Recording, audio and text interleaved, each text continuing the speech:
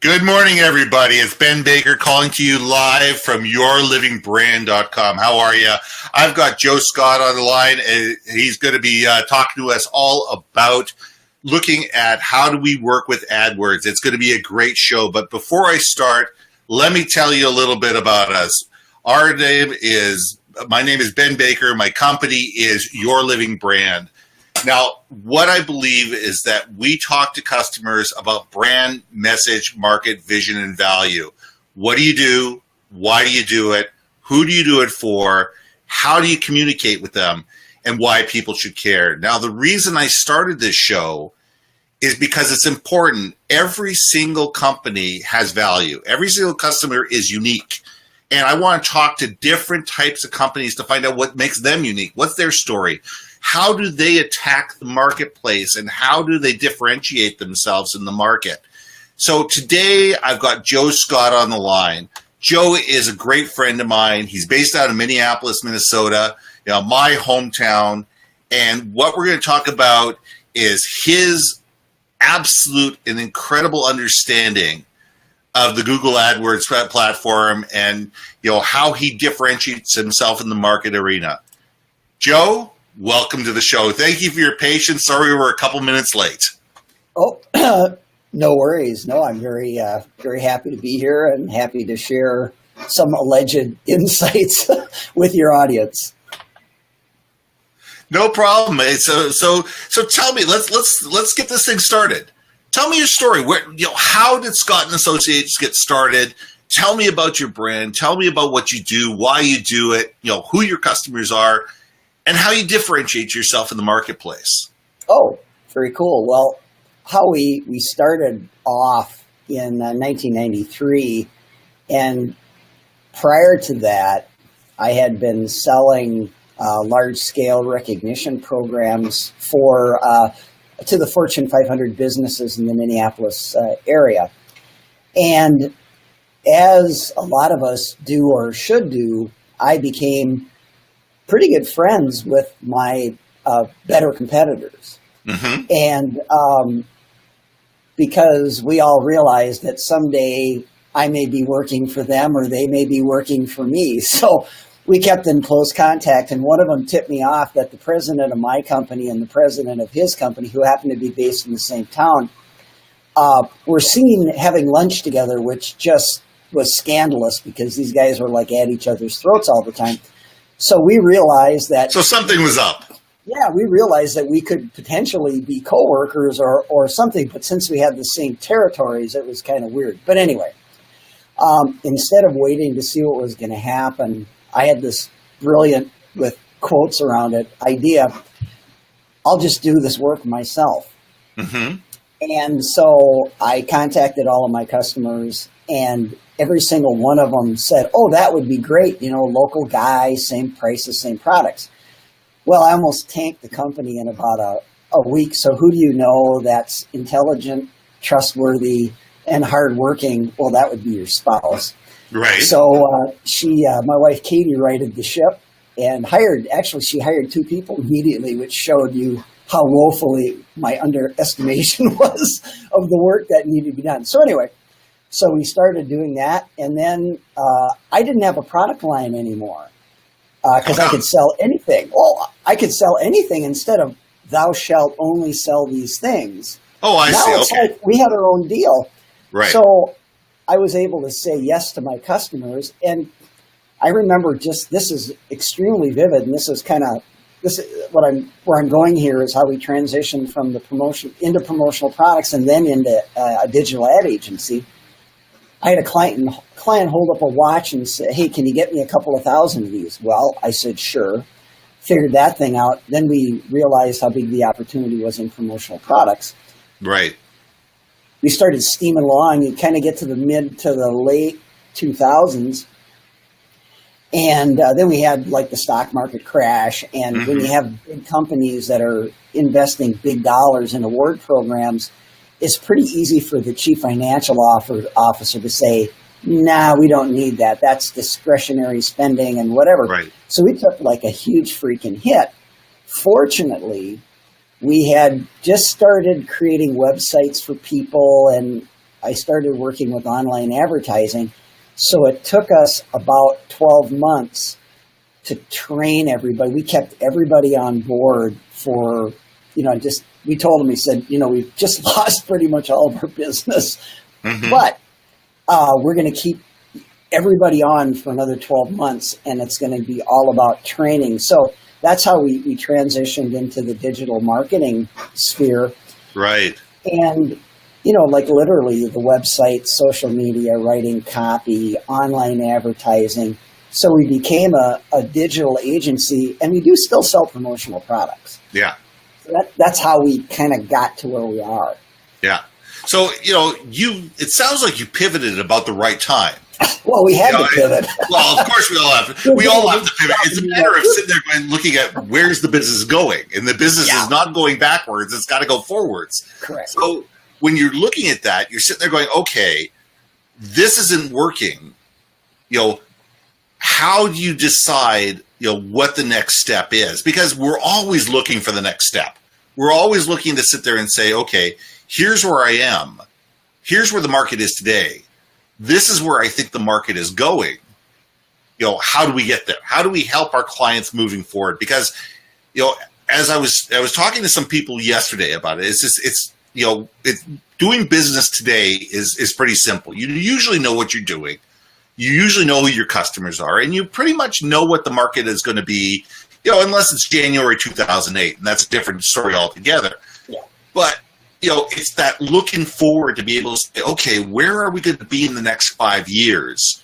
How is the market going to change, and how can I differentiate myself to be able to put myself in a position to move forward? That's the challenge. So, what do you see? How did you make that transition? How did you tell that new story? How did you keep your customers, interested when they were used to seeing you one way, and then they have to see you a different way? Yeah, that's why I like talking to you, is you ask these very thought-provoking questions and cause me to think of things. And something that you caused me to think of that was really, really significant is that because of all the activities that Katie and I do in the local area, a 5-mile radius or whatever, we had this really large network of people who owned businesses. But when I was selling to Fortune 500 companies, my network really didn't overlap with the market that I was selling into. Well, all of a sudden, after we ended up losing those big accounts that were in different places of the country, we could actually serve small businesses. Right. And then when I started just talking to people, hey, we're starting this new company. So, well, yeah, what do you guys do? And that was a significant thing, is that we were able to actually sell into our existing network for the first time. And the second thing that happened about the right time is that people would ask, well, Joe, what do you do for a living? Right. And I would say, well, my wife and I own an advertising agency. And that was the end of the conversation, because whether you're an attorney or a marketing agency or whatever, if you say that term, people immediately assume they know what that is, and then they're going to stop asking. They move on. Yeah, exactly. And that really bothered me, because I really love what I do, and nobody else loved it. So we had actually some introspection when we were going, well, wait, and it was just like one of two moments of clarity in my entire life. Mm-hmm. And I went, wait a minute. I wrote this out. It's like, what do you do for a living? And I said, the word in there, do, is in there twice. Yeah. And nobody ever answers that question. So I got together with our team and I said, what do we actually do around here? And it wasn't what's the overall do thing that we have going on? And we came upon, we get customers for our clients. Right. And we all got excited about it. And literally the next day I got invited to play golf with some guys. And that's what guys asked. The first thing he asked, well, hey, Joe, what do you do for a living? And I said, I get customers for my clients. And he went around to his golf bag. And I didn't know if he was going to pull out a handgun or what he was going to do. He pulled out a business card, handed it to me, and he was the managing director of a decent-sized law firm. And he said, can I be your friend? Handed me the card and said, get on my schedule because my partners and we need more clients. Right. So it was, I really wish I could say I had this strategic vision, and I really didn't. I mean, we got our butts kicked because of the economy. We happen to have another skill set that we developed, and then off we went. And then we started selling to people that we had known for 15, 20, 30 years. Right. Which really changed things a lot. Yeah. Well, if you're selling to people you know for 15, 20, 30 years, there's already an underlying trust. Yeah. You know, they may not have known exactly what you did. They may not know exactly what you do, but there's already a level of trust there. What I see as interesting is the flipping story. And that's what I'm all about is being able to flip a story in such a way that people respond to it. You're right. When people say, well, we're a marketing agency. All right. They're a marketing agency. All right. They're one of 1,000 things we help your clients engage with you, or pick a statement. It's what do you really do? Yeah. What do you do? It's what do you do and why do you do it? Yeah. And those are the important questions that I think are really lacking in today's society, is that it's not the fact that you're a lawyer. It's the fact that you're a lawyer that helps serve a certain type of individual in a certain type of way, and this is the benefits that I can give to that person. And it's the same thing with you and I, and with any other type of business. It's how you do what you do and why you do it, and who do you do it for, and why they should care. Yeah. And that's the story. And I think that's the story that you were trying to tell through the transition, if I understand correctly, is being able to allow people to see, all right, we made some mistakes. The economy hit us hard. We realize that this business isn't going this way, but we have this other set of skills. And here's a new story of how we can help you be better at what you're doing based on a different focus, a different philosophy. You were always in the marketing game. You were always in the business of helping people tell their story and helping people engage with their audience. But you're doing it in a different way. And it's that, how do you transition? And that's what I'm asking you is, if you were going to tell people how you actually transition and what's the story that you tell today when you're telling a customer your story for the first time, what's that story that you're telling? Well, the story is fairly similar to what I had spoken of how we started over here. We're freed up to solve other problems and help people take advantage of opportunities, and then realized that actually was a lot more fun and a lot more lucrative than what we had been doing. Yeah. But the thing I thought was really important is that we work with us, we serve companies that are within, usually it's like the $1 million to $8 million range, where they either don't have people on staff that can do this, or they have one person who is just running crazy, putting out fires. Right. So one of the things that everybody needs is, everybody can do services from A to Z, but you really need to get really good at telling a story about the entry point that most people will take. Right. So in our situation, when I started looking around at, those goldarn websites are kind of important. And at the time, a website was nothing more than a brochure that you could look at on a computer. Right. And there were all these things around the outside that allowed people to find out about websites. And then once you got them there, what are you going to do?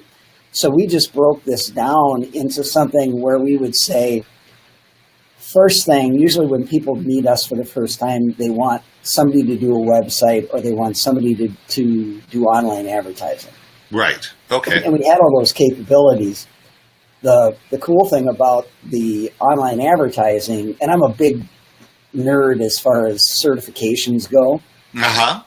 And I find that if you're using something, let's say like online advertising, that's the entry point where you're trying to attract people to your company, Right. you need to have some sort of certification. Well, there is no website certification, but AdWords and Facebook have very serious certification programs. Mm-hmm. So that's the people that we end up talking to are people who are usually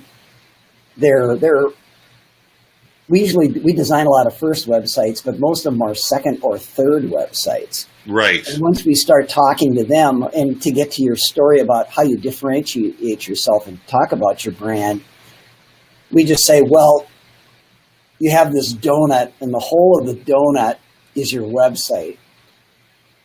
And you have to get the right audience to go to your website. And then once they're there, you have to interest them enough so they will be confident that by giving you their contact information, you will not ruin their lives, basically.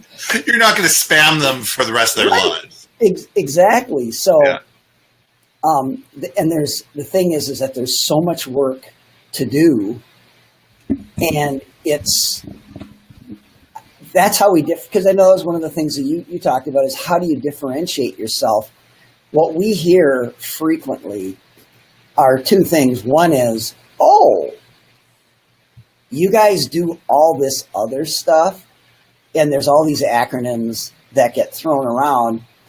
And when I know that I've established my credibility as someone who is in a pretty senior position in a company, will say, you know what? What's this SEO crap? Or, they'll ask. Sorry, I have no beep on this thing. No, that's okay. That's why I use the word crap. But anyway, but you establish this trust, and it's like there's something interesting and mysterious about all of this stuff that goes on around a website, and then what happens on a website. And what I've learned, and I know you and I have talked about this too, is that the people who really know their stuff can explain any concept in 10 words or less. Yeah. And you've really done a good job communicating or telling your brand stories when someone says, oh, is that all that is? Yeah, that's all it is. So it gives them that confidence that, hey, now they know kind of what's going on, and they trust you because you've wrinkled their brain a little bit, and they're going, I like this person. They understand what's going on. They're willing to share. So by having a wide range of services that we can put together to, quite frankly, get people customers. Right. That's basically our brand story. But in a small company like ours, even though we have employees, Katie and I are the brand. Right. So it's that we're that manifestation of this inanimate object, which is our company. Yeah, and it's interesting because the value that I see for you is the fact not only is the certification, and the certification is important because a lot of people out there don't have it. Yeah. But it's also the fact that you can take complex things and make them simple. Yeah. Because a lot of people, as you say, don't understand the process and the procedures and how things really work. And if you can take it and you can break it down into language that works for them, and then you can build that sense of confidence and you can build that sense of, hey, listen, I'm going to put this in a language that makes sense to you and let you know that I understand what you need to understand in order to make us both successful and ultimately for you to engage your audience. People will trust you better. And that's what it's all about. It's all about trust. It's all about being able to listen. It's all about being able to have confidence, and it's all about being able to build trust between you and your customers. And if you can do that, you can differentiate yourself quite easily. And that's what I think is magic. That's the point that I think is absolutely magic, is when we can take ourselves and sit there and say, okay, how do we differentiate ourselves? We differentiate ourselves by being able to establish trust. And people to say that, you know what, these people are going to do what they say they're going to do. They're going to stand behind what they said they were going to do. They're going to do it. And you know what? The decision that I've made by hiring this person is the right decision because it's going to make me more successful as a business. And if we can do that, business is easy. Yeah. And one of the things that I speak about this particular topic, one of the things that is really interesting is that you have trust and you also have intimacy. And for a business owner, there's nothing more intimate than telling somebody like how much money they make, because we have to know some of that information to be able to serve them. So we can say, well, if these are the percentages and this is what happens with your gross margin on average, and this is the return on investment you want, then our suggestion is you should be able to afford this amount of money to get a lead. Right. So, and that's why, there's that non-disclosure but the thing is, that's why we call it an engagement letter. Right. It's the same thing as getting engaged to be married, and then you're working with them. You're pretty much married. Oh, absolutely. I mean, once you're involved at a deeper level, you can help people so much better. If the relationship is just superficial, and if people are not willing to give you the inside information to help them move their needle on their business, you can only help them so much. But if you build that level of trust where people are willing to say, okay, here's my books, they're open. These are the problems I'm having. These are the issues that I've had. This is where, these are the customers that I've lost. Can you help me? Yeah. You can. Because then you can drill down and say why. Why is this happening? Why are we having these challenges? Why are people leaving, your business? Why are they buying from your competitor instead of you? Why are your employees leaving you? Whatever. If you understand those basic tenets of what's going on within somebody's company, you can help them so much better, and you can help right the ship. But that comes down to trust. Yeah. And trust is something that is built over time. And it's something that takes a long time to build and can be broken quite easily. And it's all about keeping that trust and being a good partner for your clients. And making sure that they know that you're on their side. Yeah. And I think that's where we end up doing our best work, is that just like with an engagement or marriage, I mean, you fall in love. If you have the right clients, you will fall in love with them, not only as a brand, but as people. Because in small companies, it's like you're responsible for helping them make payroll every 2 weeks. Exactly. And we become extremely protective of them and their brand. And we're fortunate that we only do business with a particular with one company in a particular segment of the marketplace in a geographic area.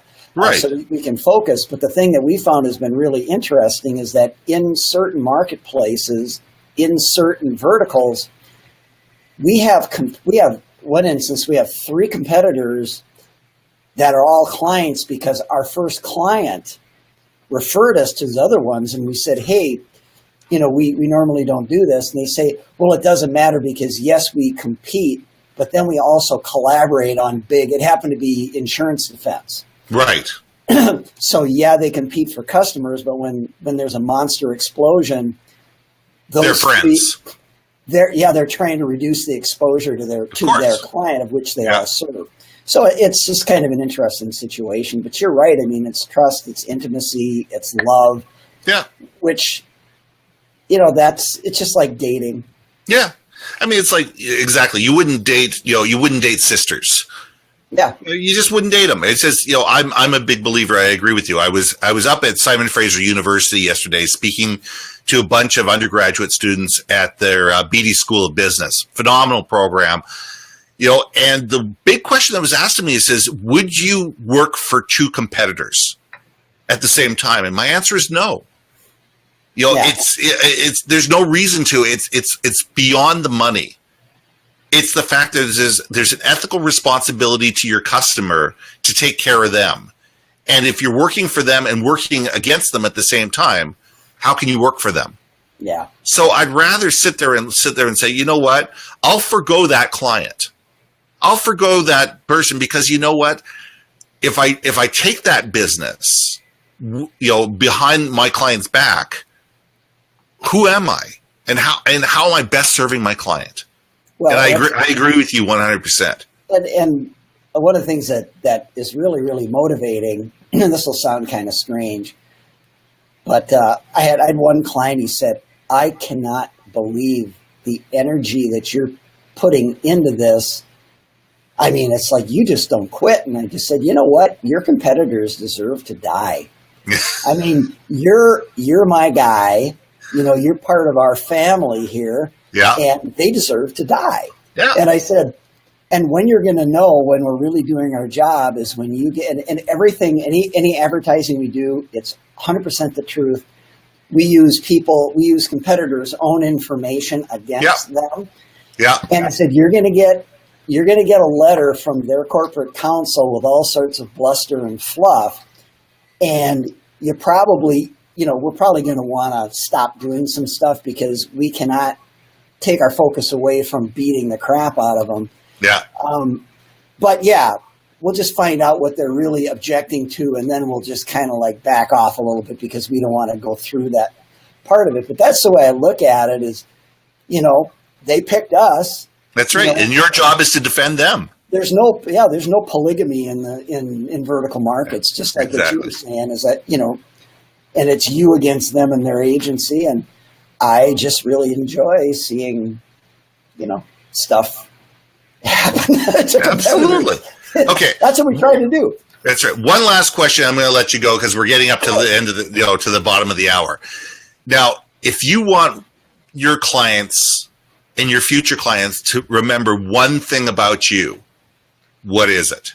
Me personally, or you or the company?